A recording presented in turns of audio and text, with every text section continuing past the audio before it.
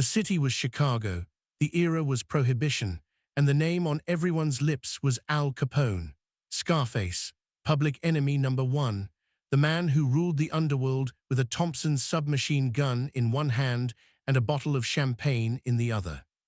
This is the story of a boy from Brooklyn who became America's most notorious gangster. A story of violence and wealth, of power and paranoia, of a rise so meteoric and a fall so complete that it became legend. Close your eyes. Let us travel back to the Roaring Twenties, to a time when the law said you couldn't drink, but everyone did anyway, to a time when one man controlled it all. Alphonse Gabriel Capone was born on January 17, 1899, in Brooklyn, New York, the fourth of 9 children born to Italian immigrants from Naples. His parents, Gabriel and Teresa, had come to America in 1893, seeking opportunity, seeking a better life for their children. The Capone family was not poor. Gabriel worked as a barber. They lived in a respectable neighborhood. Young Alphonse, called Al by everyone, attended school and seemed like any other boy. But the streets of Brooklyn in the early 1900s were rough. Gangs controlled neighborhoods, violence was common, and young Al Capone watched and learned. He was bright, he could have succeeded in school, but at 14, he struck a female teacher across the face and was expelled. His formal education ended that day. His real education was just beginning. Capone found work where he could: a candy store, a bowling alley, a munitions factory, but he also found the gangs. The 5 Points Gang, one of the most powerful criminal organizations in New York, and it was there, in the pool halls and brothels of Lower Manhattan, that Capone met the men who would shape his future. Johnny Torrio was one, a quiet, calculating man who believed in organization, in business principles applied to crime. And Frankie Yale, who ran a bar called the Harvard Inn, where Capone worked as a bouncer and bartender. It was at the Harvard Inn that Capone got his famous scar: a customer's sister, a crude comment, a knife across the face, wielded by her brother Frank Galluccio, 3 slashes across the left cheek that would mark Capone for life. He hated the nickname Scarface, never used it himself, but it stuck anyway. The scars became part of the legend. In 1918, Capone married Mee Coughlin, an Irish-American girl from a middle-class family. They had a son, Albert Francis, called Sonny. For a brief time, Capone tried to go straight, working as a bookkeeper, but the pull of the streets was too strong, and then his father died unexpectedly. Capone returned to work for Torrio full-time. In 1920, Torrio called Capone to Chicago. Prohibition had just begun. The 18th Amendment had made it illegal to manufacture, sell, or transport alcohol in the United States. It was meant to cure society's ills. Instead, it created an opportunity for criminals unlike anything before or since. Chicago needed someone like Capone, someone young and hungry and ruthless, someone who could enforce Torrio's will. Torrio worked for Big Jim Colosimo, who controlled prostitution and gambling on Chicago's South Side. But Colosimo was old school. He didn't see the potential in bootlegging. He didn't want to take the risk. On May 11, 1920, Big Jim Colosimo was shot and killed in his own restaurant. No one was ever charged, but many believed that Torrio ordered the hit, and many believed that Al Capone, just 21 years old, pulled the trigger. With Colosimo gone, Torrio took over, and he brought Capone up as his right-hand man. Together, they built an empire. They ran breweries and distilleries. They controlled speakeasies across the city. They bribed police officers and politicians. They eliminated rivals with bullets and bombs. Chicago in the 1920s was a city at war. Different gangs controlled different territories. The North Side, the South Side, the West Side. Each wanted a bigger piece of the pie, and the pie was enormous, millions of dollars flowing through the illegal alcohol trade. Capone learned quickly. He learned that violence, when applied correctly, was good for business. He learned that politicians could be bought. He learned that the public, despite prohibition, wanted to drink. And he learned that the man who gave them what they wanted could become very, very rich. In 1925, Johnny Torrio was shot multiple times by members of a rival gang. He survived barely, but he had had enough.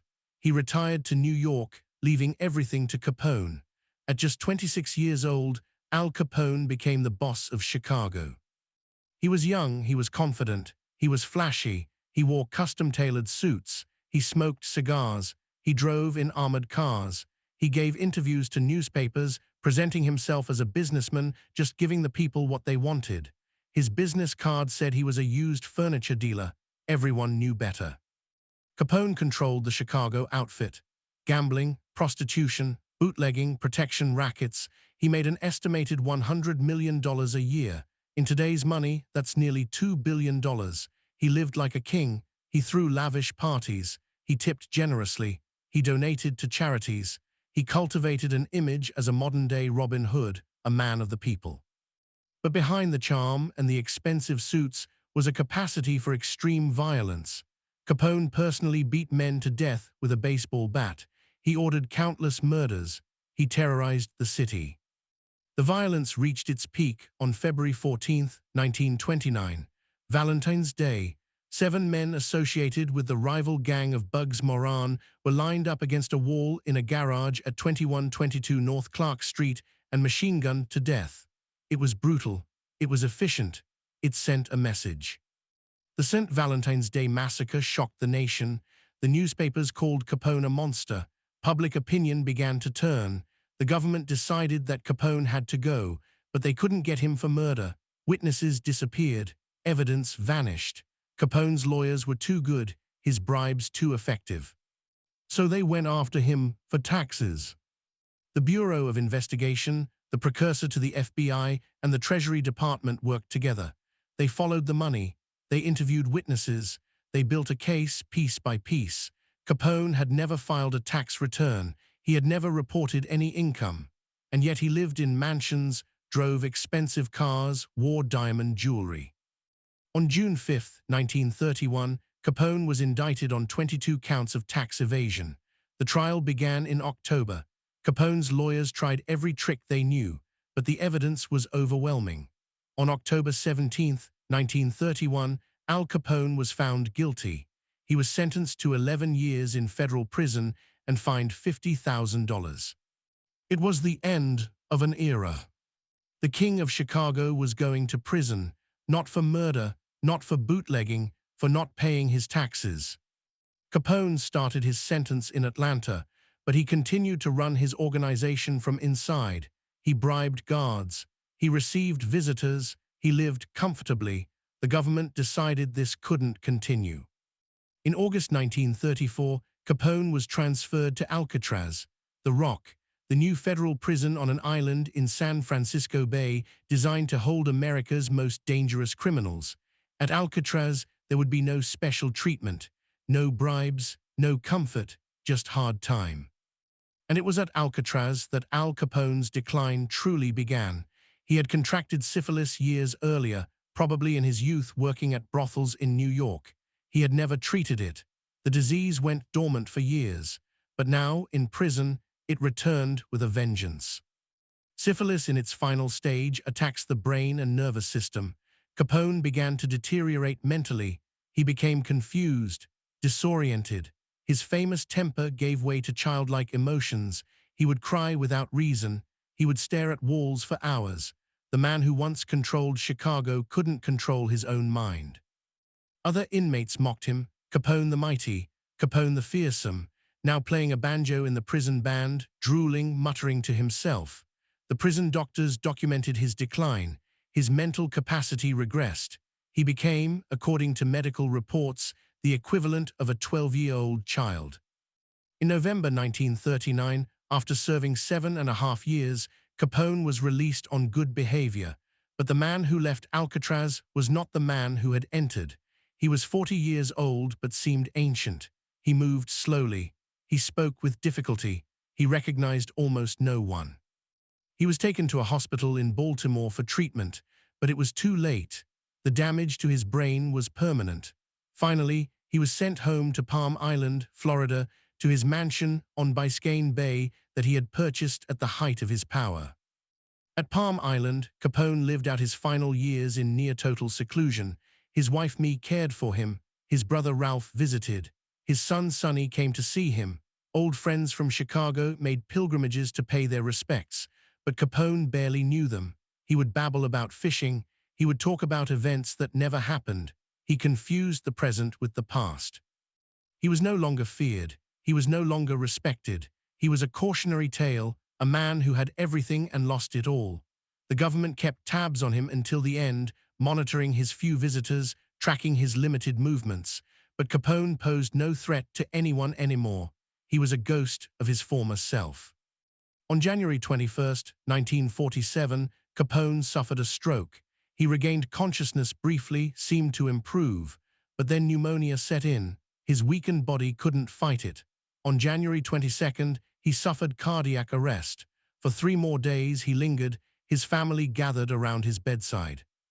On January 25th, 1947, surrounded by his wife, his son, his siblings, Al Capone died. He was 48 years old. His body was returned to Chicago, the city he had ruled with an iron fist, the city where his name had once inspired fear and respect. A private funeral was held. He was buried at Mount Olivet Cemetery, next to his father and brother. Later, his remains were moved to Mount Carmel Cemetery in Hillside, Illinois, where they rest today. The newspapers marked his passing, some with reverence, some with relief. One obituary noted that he had died like a rich Neapolitan, in bed, surrounded by family, with a soft wind murmuring in the trees outside, not in a gutter, not on a coroner's slab, but peacefully, quietly, the exact opposite of the life he had lived. Al Capone's legacy is complex. He was a murderer, a racketeer, a criminal who corrupted an entire city, but he was also a product of his time. Prohibition created the opportunity. America's appetite for alcohol created the demand. Capone simply filled the void. He showed that organized crime could be run like a business, that violence could be a tool, that the right bribes could make you untouchable, until they couldn't. His downfall proved that no one, no matter how powerful, was above the law, though it took the government using tax laws to finally bring him down. Chicago has never forgotten Capone. His name is still synonymous with the city. Tour buses stop at sites associated with him. The garage where the Valentine's Day massacre occurred is gone, but people still visit the location. His legacy, for better or worse, endures. But in the end, Al Capone's story is a tragedy.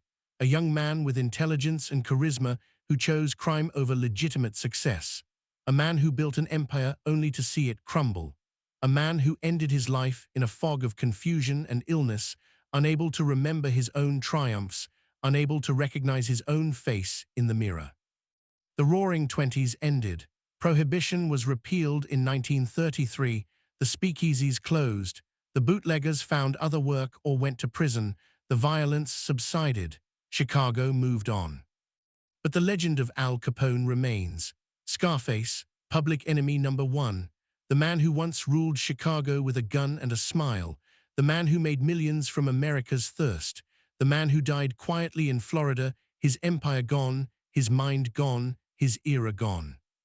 Tonight we remember not just the gangster, but the cautionary tale. The reminder that power built on violence cannot last, that wealth gained through crime carries its own cost, that every empire, no matter how mighty, must eventually fall. The city was Chicago, the era was Prohibition, and the name on everyone's lips was Al Capone, the king who became a ghost, the legend who became a warning, the man who had the last laugh, only to find that the joke was on him all along. Let us rest now, here at the end of the story, where the guns are silent, the champagne bottles empty, and the streets of Chicago sleep peacefully under the stars. Sleep well.